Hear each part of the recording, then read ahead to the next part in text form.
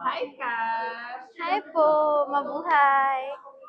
Oh, hi. Can you introduce yourself to our viewers? I am Maria Kathleen Kawaling Monhardin, the Miss Teen Tourism Philippines. Ayan. Congratulations once again. I mean, this is not the first time that Opo. na-announce ka. And I'm always happy na subaybayan yung journey mo since last Opo. year. How does it feel na ngayong linggo lilipat na to Sri Lanka? It feels po very surreal. Kasi I used to still remember na sashing pa lang or crowning moment, and then now I'm here na send off na pala. Time flew quickly with the preparations talaga for me. You really came a long way from someone who have stopped joining for 7 years Opo. to being an international title holder. So, lagi kong tinatanong, ngayon sige, syempre, ilang buwan na yung nakalipas nung in-announce ka. Ano siguro ang isa pang lesson na natutunan mo sa journey na ito na dadalhin mo sa Sri Lanka? Ano po, for me siguro it would be always to be grateful. Hindi lang po to the opportunities given to you, but to the people around you po. Kasi for me, without the people who supported me hanggang ngayon, I wouldn't be here today. I wouldn't be able to stand here and talk in this interview po. Kasi ang hirap maging beauty queen. Lalo na sa panahon ngayon na ang daming stereotypes, there are a lot of standards when it comes to women. So, I'm really, really grateful na yun yung isa sa pinakamalaking lesson na natutunan ko in pageant. Ayan. I do remember actually, well, kanina, hanggang, hina-highlight mo pa rin talaga yung welfare ng mga MIP natin sa Boracay. Apo. Which I also met 2024, nag-ano kami doon eh, Mr. Ganda. Ano kami noon, nagtanim kami noon sa Okay. mga areas doon.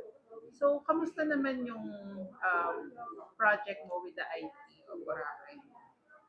Currently po, I'm still working on it. In progress pa din naman siya. And I'm trying to make a bigger platform for this advocacy with, lalo na with the local government, as we know na very thriving na sila as is. And I want to push more education, more, yun nga po, like preserving identity, empowering children more through their identity, to their rights. So, at this point, more research and siguro finding more collaborations, lalo na with the local government. Siguro if mas better if national government. Kasi if you not saying na i-compare, but if you see yung progress nila through the years, it's quite inspiring. Kasi from scratch, ngayon may sarili na silang classroom, they're thriving, they have their own land. And ang dami nang alam mo yun, nakakaangat sila sa kung anong tingin sa kanila, which is, it's great na I've met na mga from that community na graduate na ng college, nagtatrabaho na. So it's really inspiring to me na ganun.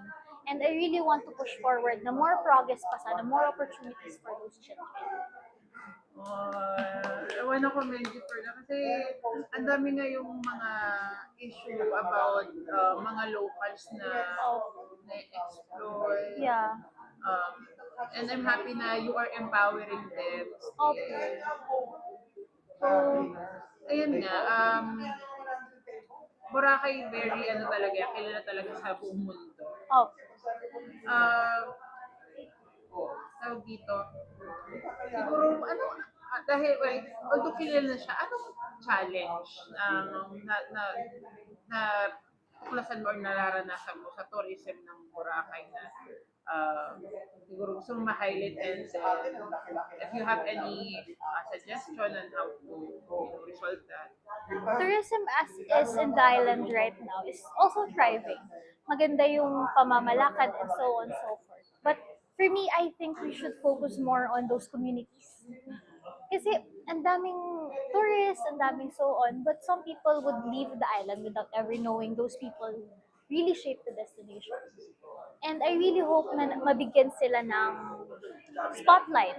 Not only siguro in this advocacy, siguro but also for the people dun sa island na hindi lang kami pupunta dito because it's a tourist destination, but rather it is a family-friendly na destination na nakikita mo yung growth ng tao, ng community, na hindi lang dahil gaano siya kaganda, but as is, as how beautiful the island with its people.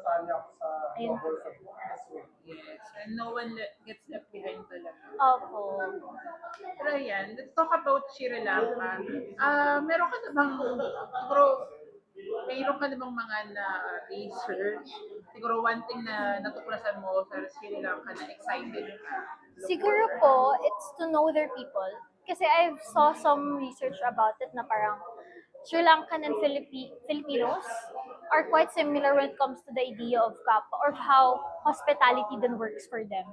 Sa atin, it's really a great value natin as Filipinos. Ganun din po pala sila when it comes to their food, when it comes to visitors. And I hope to siguro experience that with them, lalo na with my co-candidates. I really want to enjoy Sri Lanka since, ayun nga po, it's a great thing na meron tayong share similar with those people kahit nasa ibang country. Yes. Ito na yung 7th edition ng Miss Teen Yes, Tourism. opo. And wala pang nananalo Pinay. Yeah. Ano nararamdaman mo na malaki ang chance mo na maging kauna-una Miss Teen Tourism namin? Siguro po pressured and of course very grateful sa privilege na to.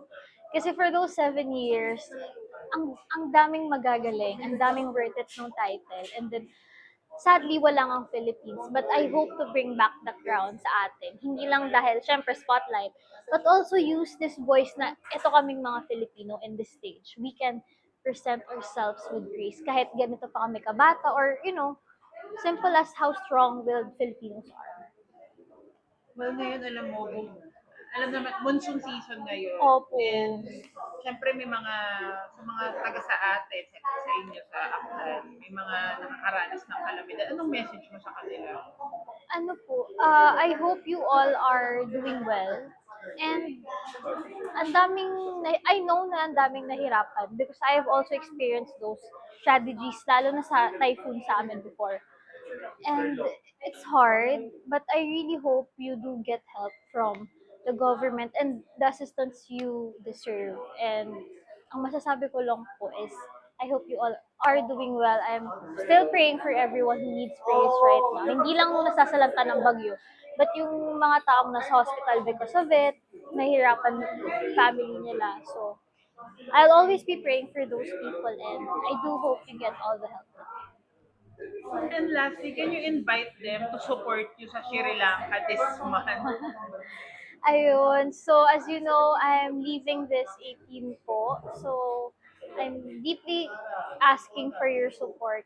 Kasi, as we know, sobrang layo ng Sri Lanka. So, I hope you follow me and, of course, Ate Alexandria, our Miss Tourism Philippines. I hope masubaybayan niyo ang aming journey kasi this is not for us, but for our whole country. Maraming salamat. And thank you so much once again, our Miss Teen Tourism Philippines 2026, Maria Kathleen Monhardin. Not only from Boracay, from The Philippines! And good luck sa iyong laban sa Sri Lanka. Thank you. Thank you po!